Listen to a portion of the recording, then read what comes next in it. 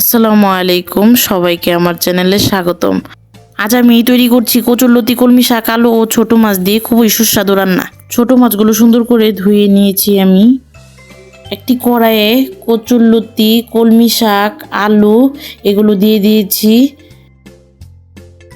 তারপর পরিমাণ মতো হলুদ গুঁড়ো, ধনিয়া গুঁড়ো, মরিচ গুঁড়ো, আদা রসুন পেঁয়াজ বাটা, পেঁয়াজ কাঁচামরিচ কুচি,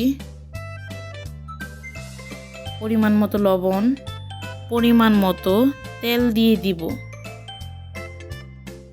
এবার সবগুলো উপকরণ একসাথে মাখিয়ে নিব যেন মশলাগুলো সবগুলো মিশে যায়।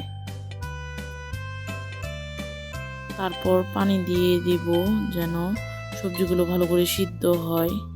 এরপর পানি দিয়ে ঢেকে দিব।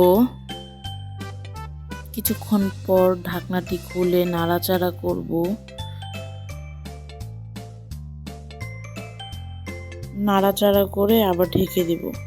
এবার প্রায় 10 মিনিট পর ঢাকনাটি খুলে দেখব আমাদের রান্নাটি সুন্দরভাবে সিদ্ধ হয়ে গেছে। এখন চুলা থেকে নামিয়ে তরকারিটি পরিবেশন করব। এই যে দেখুন কি সুন্দর আর লোভনীয় লাগছে। গরম গরম ভাতের সঙ্গে পরিবেশন করুন। আশা করি আপনারা বাড়িতে বানিয়ে খেলে খুবই ভালো লাগবে।